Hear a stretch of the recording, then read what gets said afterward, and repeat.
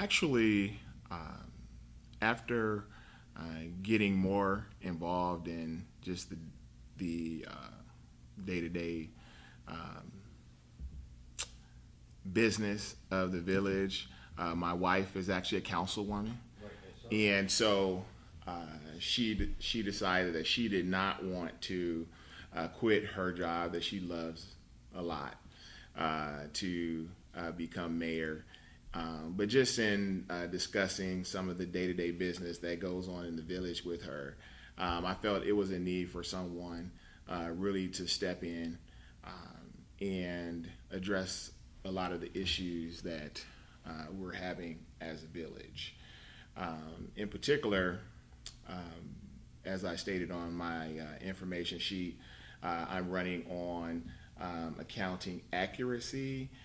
We've had 16 years of consistent issues with our state audits where either there's missing information, information reported late, so much so that the state auditor cannot issue actually an opinion of where the state of our finances are as a village. I believe in transparency. I served under a leader. I used to be an officer in a church of about 3,000 members, where I served on the council under the pastor there, who taught us that transparency is important, making sure that the citizens, or in the case of the church members, knew where the finances were going, where the money was being spent. And I believe that's important for government too. If I'm elected as mayor, I plan on enrolling the city in open checkbook, which is an initiative by Josh Mandel, the state treasurer, which actually allows anyone to be able to go and look at any transaction with just a few clicks. The state of Ohio actually has that in place already. I strongly believe in that. I think that anytime you're dealing with public money, or in the case of a nonprofit, that we should be able to see exactly where our dollars go to, and I think the citizens of Highland Hills deserve that. Has this been a constant issue? I mean, has this been brought up to the mayor? It has. There has been pushback as far as getting that information, which is really interesting. My wife has sort of led the charge in trying to get specifics on the finances and where we are as a village, where the money is being spent, why certain services are not being taken care of, just as far as trees being trimmed, the common areas being taken care of, a lot of things that overall affect our property value, the aesthetics of the village. We've lost the weighted average, I believe, is 14% in property value in the last 3 years. I out campaigning, I spoke with the woman, and she's concerned about the $15,000 that she lost in property value. She's about to retire, and that's her largest investment that she has. Those are concerns that our residents have. What are we spending our money on? Where is it going? And what are the priorities? Those things have rarely been communicated, if at all. And so that was what really motivated me to get involved, because I believe, again, in transparency. I certainly want to make sure that the issues that we have, not just from an aesthetic standpoint, but there are also residents who reside in efficiencies that are part of our village hall, have ongoing issues. There's a the village hall used to be like a motor lodge, right? Yes. Yes, okay. Yeah. And so they do have efficiencies there. People, about 100 folks live Oh, in that building that's adjacent to both, the administrative offices as well as the police station. Okay. And does the city own those? Yes. Buildings? So they're renting from the city? Yes, absolutely. Okay. Absolutely. And so there's been ongoing issues there as well, with the roof being repaired. There's folks there who have water, coming in, their efficiencies, both last winter and then even as recent, when the recent rainstorm that we had, whenever it rains really hard, you have folks with water issues. Is the mayor's job a full-time job? It is And by charter mandate. by charter mandate, so you would work it as your only job, is that your plan? That is correct. But you say in your candidate sheet you would take a pay cut, that you would cut your pay in half. I mean, that doesn't seem to indicate you would be, that would be your only income. Actually, yes, it would be my only income. I did that for a reason, because I want people to understand that it's not about the title or the position. It's about what's doing right for the citizens of Highland Hills, making sure that they're taken care of. That's something that I'm passionate about. As I mentioned earlier, I worked as an officer in a church, a deacon, and actually that means servant, in a serving capacity, and also executive director over the care ministry. And so that's my. But I mean, how would you live on $37,000 a year? Oh, we Just do. out of curiosity. We do fine. Me and my wife, both. She also works for Progressive as an instructional designer, and so we'll be okay. Okay, now, is this a reflection of the village finances not being very healthy? What's the balance sheet? Yes. for the village? Actually, as I stated, we've been told time and time again we don't have the money for basic services and resources that the residents have actually asked for. One of the initiatives by council that went forward as soon as, or most recently in February, was going around to each segment of the village. So we have the residents who live in the efficiencies in the hall. Shaker House is what it's called. We have residents who live in townhomes, and then there's residents who live in ranches. So there were 3 separate meetings by council just to find out, well, what are the things that you need? What's going on, and kind of getting a feel for what the citizens wanted. And at that time, there were things that came up. Of course, the folks that live in the efficiencies, that their most important thing was making sure that the roof was fixed, their water was. But if you could go back from what is the balance sheet? What is the budget of the village, and is there a deficit? No, there is not a deficit. Right now, we have a surplus of approximately $500,000. The average budget per year is 1.5 million. Okay.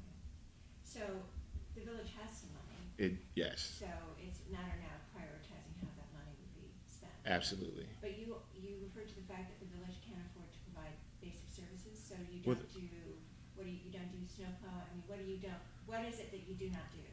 Well, that's what the citizens have been told, even though we do have money. Well, I mean, what kind of services does the village currently do? Well, Do snow plowing? they do plow the snow. Okay, However, the roads aren't salted. We have in many areas ice, several inches thick because the snow just is compacted and there's no salt. a lot of commercial operations in Highland Hills, We do. so they don't complain that there's ice on the roads, or are those roads salted? No, actually, Harvard Road is the main thoroughway, and that's hardly ever salted. Until it gets really bad, and you can tell the difference because one side of Harvard is Beechwood, and the other side is Highland Hills. And so there's a noticeable difference in the care of the roads during the winter, the common areas. The townhome area used to be an association. Actually, the entire village, including the homes, used to be one association that takes care of everything. That was dissolved because of apathy and no one wanting to step forward. So those areas oftentimes, are the city's responsibility to address, whether it be cutting the grass, trimming trees. Residents have complained about dead trees and things like that along the pathway where kids walk to school each day. The concern is, our one lawsuit and, we may be in defunct, based on You that. don't have insurance? Yes, You do have insurance? we do. Okay, so part of this reflects the unusual history of Highland Hills, right, where it was an association that took care of these issues, and that association was dissolved, so it's now, these are city streets, basically? Basically, Village streets, okay. absolutely. One of the things that I would like to address as mayor is working with council to revise the codes where we address some of the issues that we have, in particular with our townhomes along Harvard Avenue, Warrensville, and Northfield, where they look uniform. A lot of those properties haven't been well kept. We've had a number of foreclosures in that area. So, a lot of things that, we would like to see addressed that I would definitely move on as far as working on revising the codes, making sure they look uniform, that there's curb appeal. One of the things I'd love to do is actually have a marketing strategy where we do market the village as a great place to live. We have about 1,000 residents. As you publish in the paper, it's 2 square miles, most of which is commercial property. So we have, PNC, university hospitals, just moved in at Harvard and Northfield. But as far as the residential areas, it consists of mainly 5 streets. Are there other issues, in terms of garbage pickup, safety, that residents are concerned about? Or is it mainly the aesthetic? No, actually, both safety as well as garbage pickup. There's illegal dumping, trash along Harvard. That was recently, my wife took photos that stayed there for over a week, even after she called about it. Safety issues, well, the police department won't release safety statistics because their rationale is that it affects whether or not businesses will want to come in and invest in the community. So we don't really know what the real statistics are. So Highland Hills has its own police department? We do, Just for 5 streets? yes, for 5 streets. That maybe it might be better to merge your police department with a surrounding community? Well, that's something that, we certainly can look at. We're adjacent to North Randall, which also has their own police department.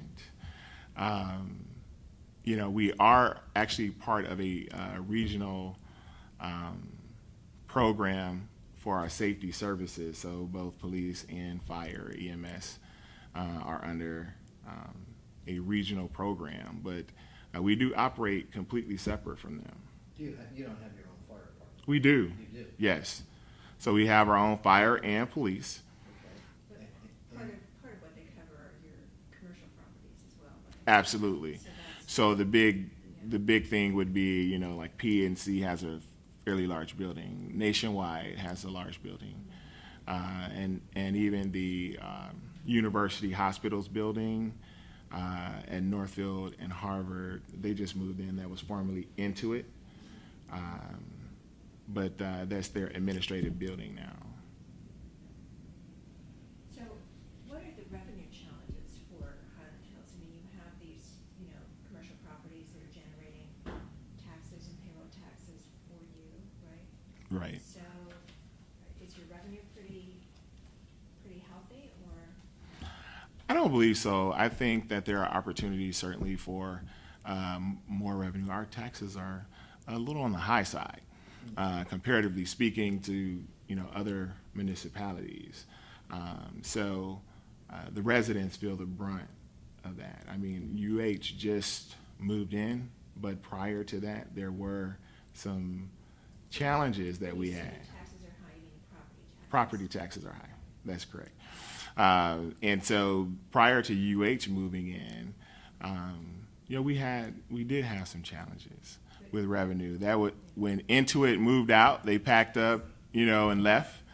That left a nice hole in the budget. Intuit Oh, okay. and Office Max was also there. Oh, yeah, yeah. So, we're in a position where one business leaves, it could put a really big strain on services, the things that we have to offer. Now remind me why Highland Hills was created purposely, because there was a need, I think the city of Cleveland owned that property, right? And they were creating there was a swap, I can't remember the details. Yes. Could you refresh your memory about how Highland Hills was created? Well, actually, you did state correctly that Cleveland owned a lot of that land there. In order to, start the village, we did actually release quite a bit of land. It used to be Warrensville Township, and a large chunk of it went to actually Beechwood. So my understanding is Warrensville Township actually went all the way to 271, and even as far north as Chagrin Road. So Chagrin and Richmond. Mm-hmm. So a lot of that, that currently is Beechwood, and a lot of commercial properties, that area, all of that was formerly Warrensville Township. We had to release that in order to actually become a village. Warrensville Heights got a piece of that also. Mayor Nash became mayor at that point, but he was at the head of making that decision as far as what was relinquished as far as boundaries and. Is So the, wasn't this to accommodate a particular company that wanted to, remind me of, this had to do with it. Cleveland did this because there was a company they wanted to accommodate, correct? That I'm not aware of, Okay, so I don't want to misspeak. okay. now the workhouse, is the workhouse in Highland Hills? It is. Yeah, okay. It It's is. still called what is that now? Cleveland House of Corrections. Ah, Yes. And so, that is tucked away just off of Harvard Road, Right. in Yeah. between Green and Northfield. yeah, and that is, what kind of a facility, is that a juvenile facility, what is that? No, that's an adult, facility of incarceration for, those individuals who don't have, violent crimes. It's a jail. Yeah, yeah. But you have also Cuyahoga Valley Youth Services, which is Department of Youth Services, DYS.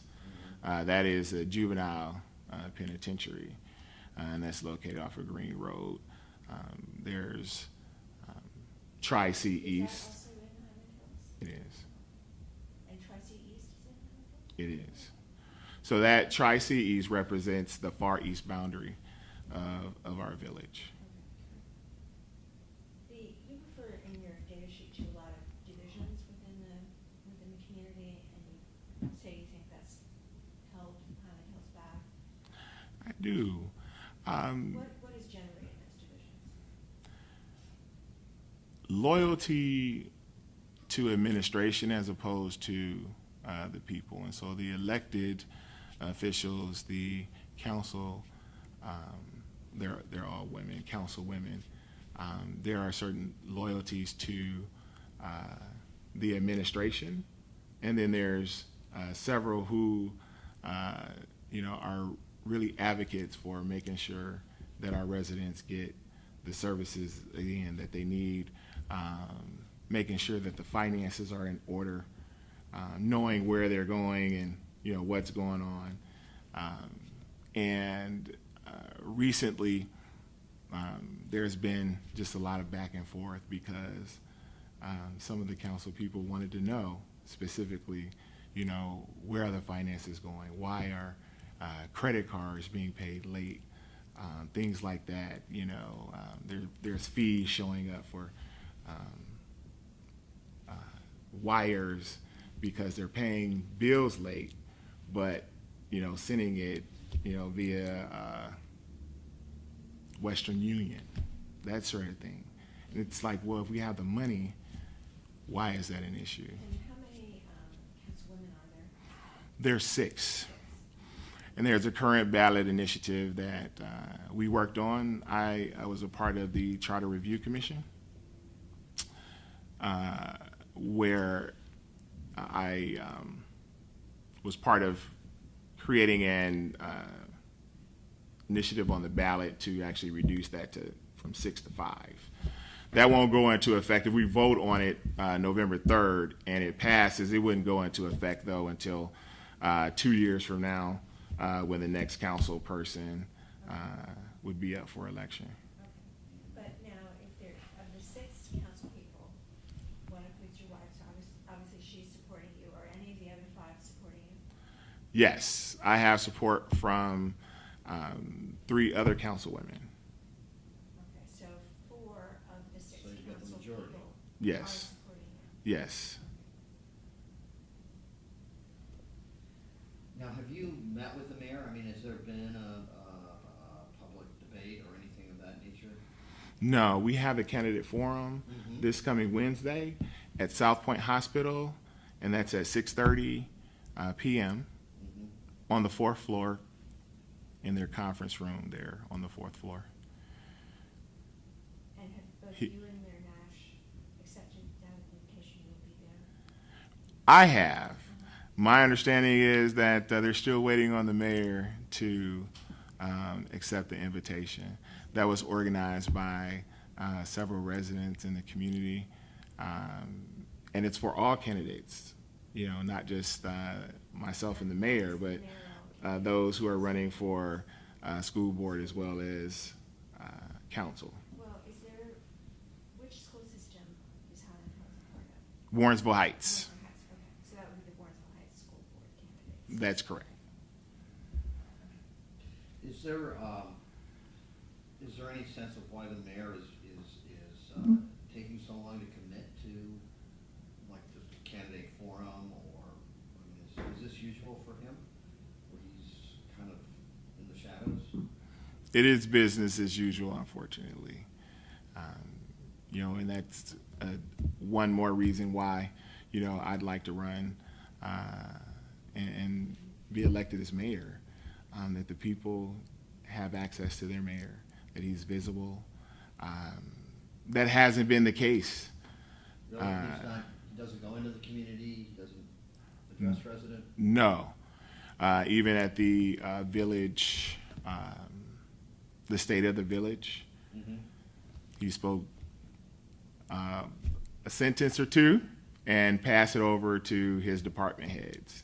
And that was it. And so that's the most that we've gotten as a community, from him in regards to, the direction that we're headed, following our 20-year plan or strategic plan that was set forth when we became a village. I had the opportunity to look at that as part of the charter review commission, and a lot of those things just were either abandoned or just went totally unaddressed. So a lot of those initiatives that went into the strategic plan, actually, there was a lot of work that was involved in that. They met with those who were involved at the time, met with the Urban Studies Department over at Cleveland over at Cleveland State, and got quite a bit of help from them, as well as the residents, as far as the direction that we wanted to take the village. Unfortunately, again, they've been abandoned.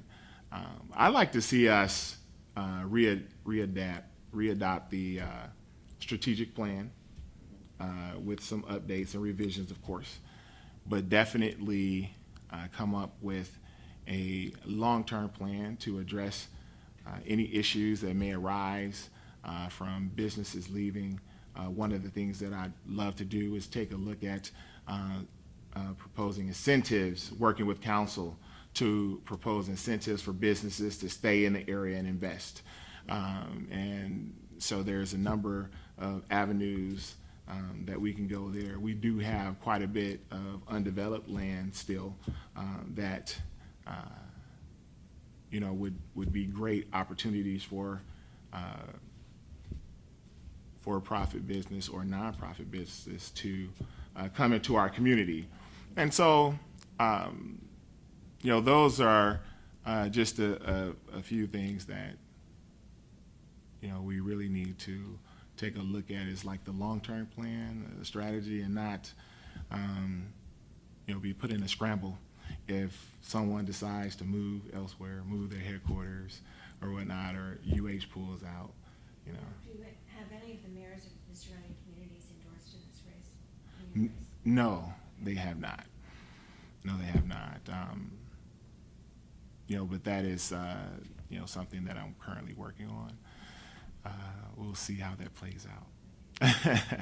In the 10 years that you've lived in the village, Mr. Young, I mean, has the mayor always been not that visible in the community or readily accessible?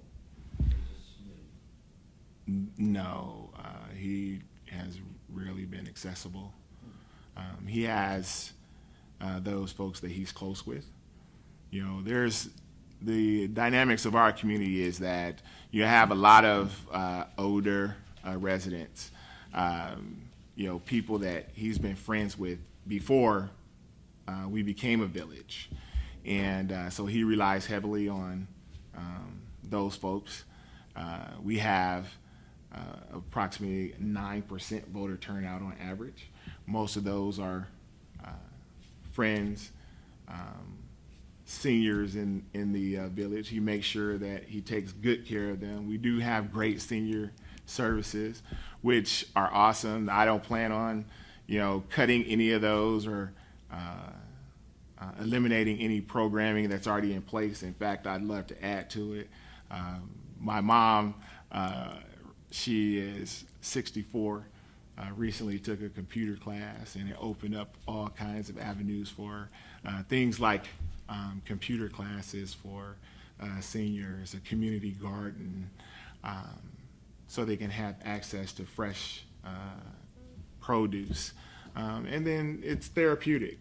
It's something that, will certainly provide them with an opportunity, a hobby to take, part of. And we, again, have space for that.